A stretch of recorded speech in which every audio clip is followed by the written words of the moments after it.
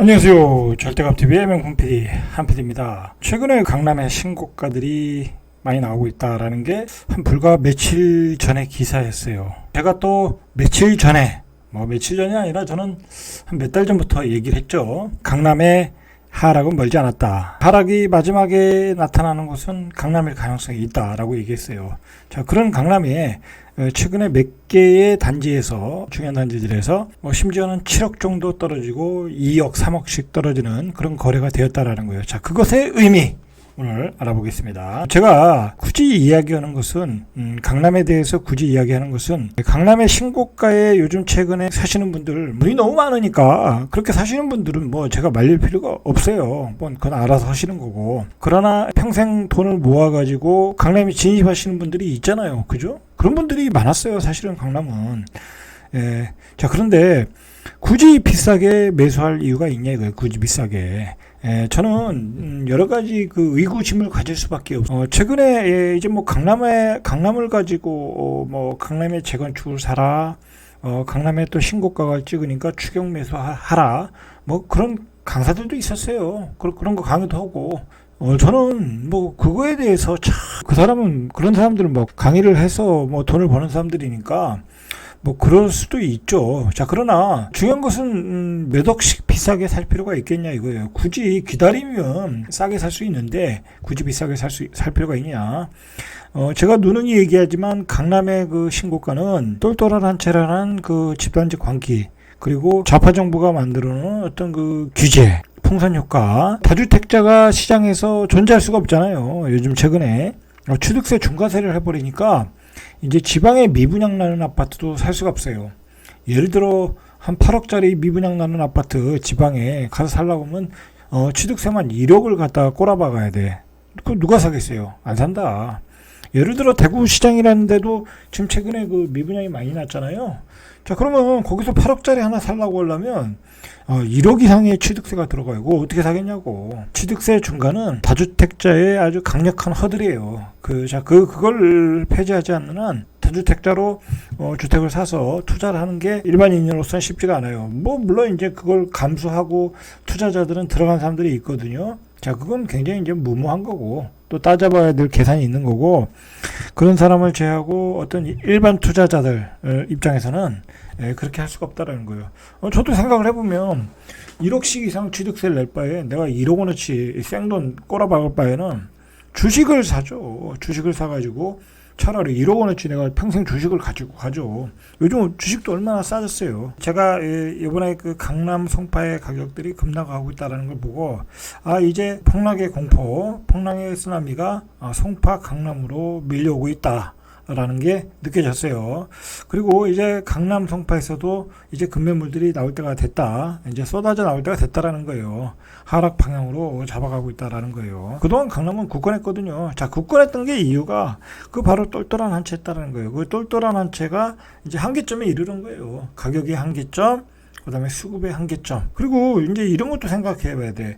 강남에 진입을 했던 사람들이 말 그대로 갑자기 돈이 많이 생기신 분들이 많았거든요. 양적 완화를 통해서 수많은 돈이 많이 풀리면서 많은 그 자산시장에 버블이 생겼잖아요. 뭐 코인이라든지 뭐 그 다음에 주식 상장이라든지 기술주들의 폭등. 자, 그런 걸 통해서 많은 돈을 번 사람들이 쉽게 강남에 진입을 해서 강남에 그 신고가를 찍어줬거든요.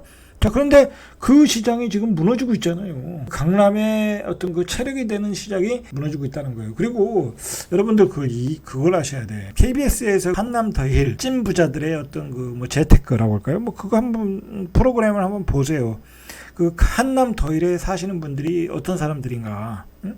말 그대로 기업 하시는 분들, 스타 강사들, 연예인들, 대기업 재벌들이에요.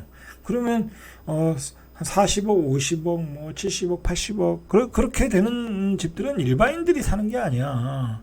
말 그대로 건설사의 고위 인사, 뭐 사장, 뭐 그런 사람들이 사는, 그리고 법인들도 굉장히 많은 투자를 하고 있다라는 거야. 자, 그러면 경기가 침체가 되고 굉장히 경기가 불황으로 간다. 자, 그러면 기업이 안 좋아지는 거잖아요. 법인이 안 좋아지는 거잖아요. 그러면 법인들 매물들이 막 쏟아져 나오는 거야. 이제 강남도. 일반인이 내가 집을 살려고 했던 사람들은 그냥 버티면 돼요. 이자만 낼 여력이 있으면.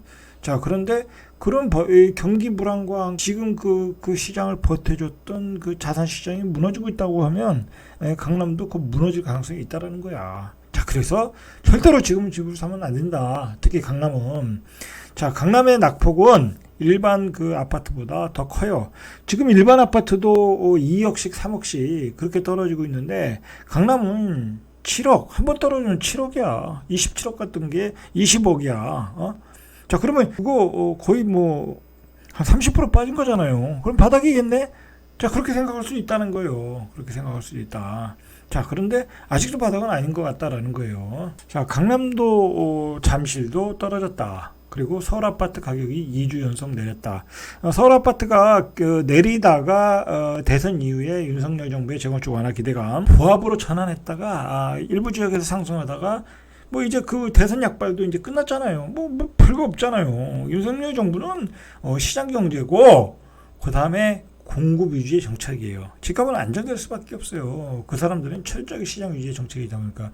그러니까 가격이 안정세를 찾고 있다라는 거야. 처음에 이제 뭐 오세훈식 재건축 재개발, 윤석열의 재건축 완화 뭐 그런 기대감으로 일부 지역이 올랐지만 다시 시장은 잠잠해지고 있고 강남 송파는 급매물들이 나오고 있다. 우리가 그렇게 판단하면 될 것 같아요. 자, 10일 한국 부동산원 조사에 따르면 이번 주 아파트 매매 수급 지수가 89.4로 올해 4월 이후 최저치를 기록하고 있다. 이 89.4, 90 이하는 굉장히 그 매수자 위 시장으로 갔다라는 거예요. 자, 그리고 이번 주의 특징은 강남 송파에서도 급매물이 나오고 있다. 이거 저번 주까지만 해도 이런 얘기가 없었거든요. 자, 아파트 매물도 강남에서 쌓여가고 있다라는 거예요. 강남도 12주 만에 윤 대통령 당선 이후 12주 만에 가격 상승을 멈췄다. 자, 그런데 이 서울이 강남이 이제 급락을 하고 있지만은 이제 마지막 남은 게 강남이었고 전체적으로 다른 지역에서는 다 하락세로 전환하고 있다라는 게요. 용산, 종로구, 도시권에 있는 지역이 매매 수급 지수가 89.4. 자, 그보다 좀 입지가 떨어지는 지역들 은평, 서대문, 마포구, 서북구 지역이 83.3. 자, 83.3이면 거의 매수가 없는 거예요. 거의 매수가. 자, 노도강이 동북권이 85.3. 자, 강남 4구가 아직은 94.9. 아직은 이제 신고가를 또 치는 적이 있어요. 부분적으로. 자, 그러나 이제 뭐 전체적으로 이제 하향 안정화될 가능성이 없다. 자, 결국은 이제 전반적으로 서울은 하락세로 들어갔다. 자, 서울이 하락세에 들어가면 이제 올라가는 지역이 없어요. 이제 남은 건 강남의 재건축과 일기 신도시 일부 지역의 재건축이죠. 자, 그거밖에 안 남은 거예요, 이제. 자, 실제로 그 매물들이 증가하고 있어요. 부동산 빅데이터 플랫폼 아실에 따르면 9일 기준 서울 아파트 매물이 62,818건. 자, 3개월 전 대선일보다 25% 엄청나게 늘어났죠. 중과세 이외로. 근데 거래는 안 돼. 더 매물이 늘어나겠죠, 다음 달에. 자, 이 매물 증가율도 여러분들이 계속 추적을 하셔야 돼. 자, 그거에 비례해서 가격은 떨어지니까. 문제는 뭐냐면 그 고분양가에 분양한 아파트들이 분양이 안 된다는 거야. 계약이 안 된다는 거야. 그러니까 우리가 굳이 구축을 살 필요가 없죠. 신축도 무순위 청약으로 계속해서 나오는데. 자, 칸타빌 스유 팰리스가 198가구에 대해 지난달 4월부터 무순위 청약을 시도했어요. 그런데 아마 두 차례 시도에서 했는데도 아직도 33가구의 주인을 찾지 못했다라는 거예요. 뭐 알 수가 없죠. 몇 가구가 남았는지. 여러분, 이걸 아셔야 돼요. 신문에 무순위 청약을 하겠다고 자꾸 나오는 얘기는 안 팔리니까 나오는 거야. 그냥 여러분이 청약에서 그러지 않더라도 그 모델하우스나 그 뭐 상담실에 전화하면 바로 계약할 수 있어요. 그러니까 아무도 안 찾고 있다라는 거야. 인천 연수구 송도 럭스오션 SK뷰 여기도 네 번째 무순이야.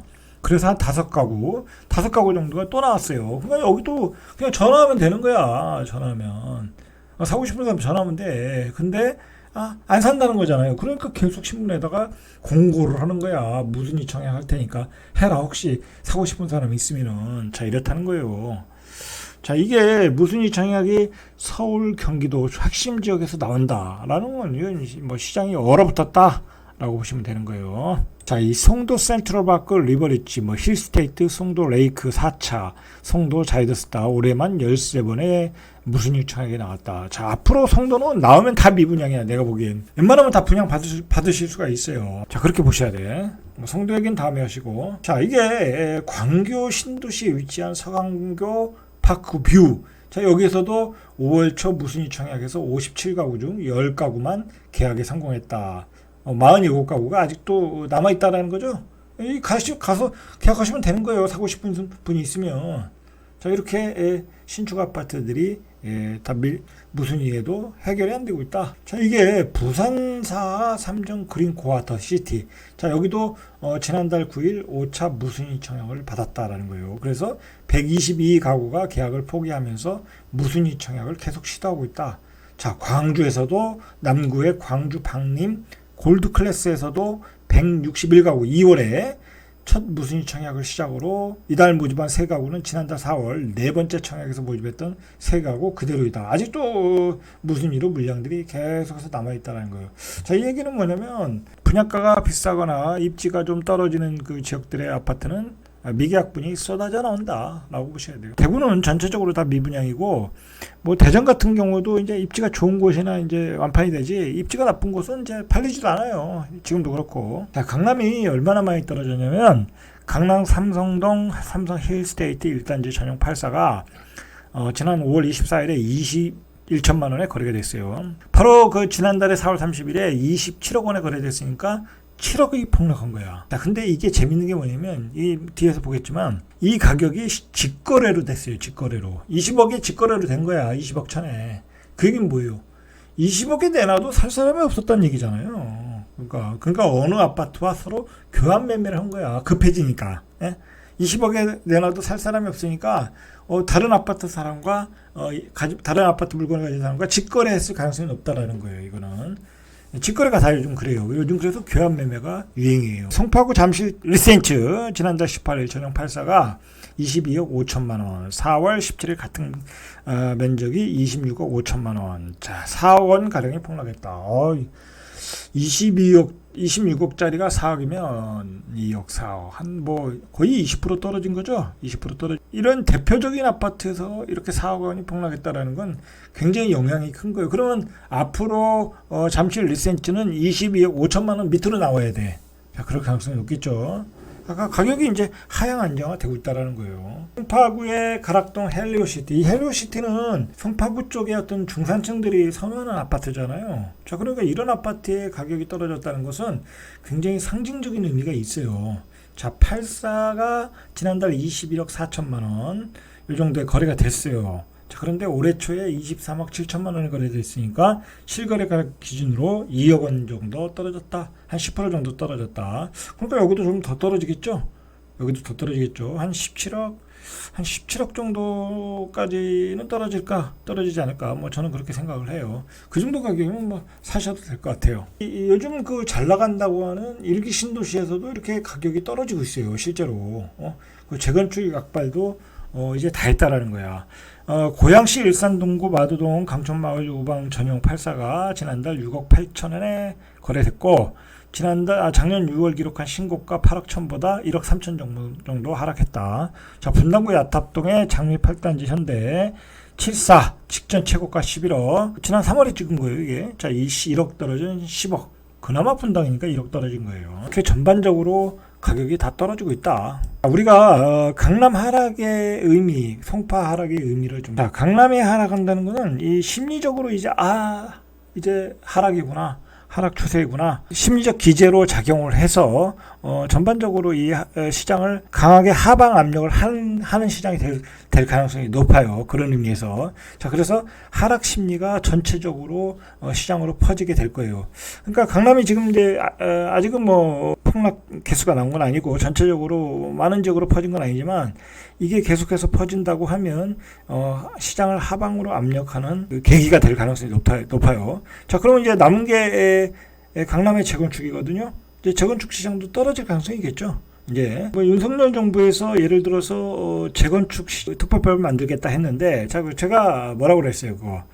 그거는 강남과 일기 신도시만을 위한 재건축이 아니라고 그랬잖아요. 그죠?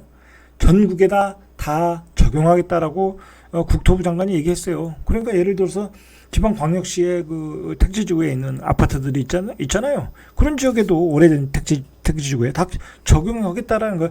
일기 신도시 특별법이 아닌 거야. 자, 그러면 그 약발이 약해지는 거야. 그리고 그 특별법이 특별하지가 않게 되는 거야. 그러면 전국에다 다 그런 택지지구에다가 용적률 상향해가지고 닭장 아파트를 지면 그게 어떻게 되겠어요? 여러 가지 사회적인 문제가 나오겠죠. 주거 여건이 안 좋아지고. 자, 그러니까 그 제도 자체가 그렇게 특별하지 않은 법으로 갈 수 있다. 그리고 많은 지역의 혜택을 누린다라고 하면 그 이제 약발이 떨어지는 거야. 재건축의 약발, 그다음에 일기 신도시의 재건축의 약발 다 떨어지는 거야. 자, 남은 것은 이제 그 시장만 남은 거예요. 그 시장도 지금 신고가 바람 분다고 해서 들어가신 분들 어떻게 되겠어요?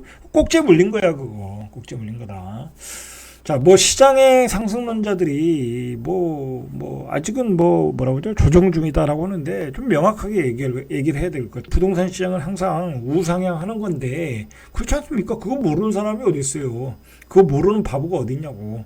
시장은 다 우상향하는 거지만 조정의 폭이 크면 그거는 추세가 하락으로 나오는 거예요. 그런 얘기는 안 하잖아요. 그러면 싸게 살 기회가 있으면 싸게 사야 되는데 왜 굳이 아무 때나 막 사야 된다. 지금이 기회다. 그렇게 얘기하냐고. 그죠? 그건 아니다라는 거죠. 가격의 하락에서 가능한 한 저점에서 가능한 한 낮게 사는 게 뭐 무주택자나 투자자나 목표 바라는 바 아니겠습니까? 그런 의미에서 우리는 더 기다릴 필요가 있다. 저는 그렇게 생각을 해요. 아직 하락은 시작이 불가하다. 자, 이상 절대값TV의 명품 PD 한 PD였습니다.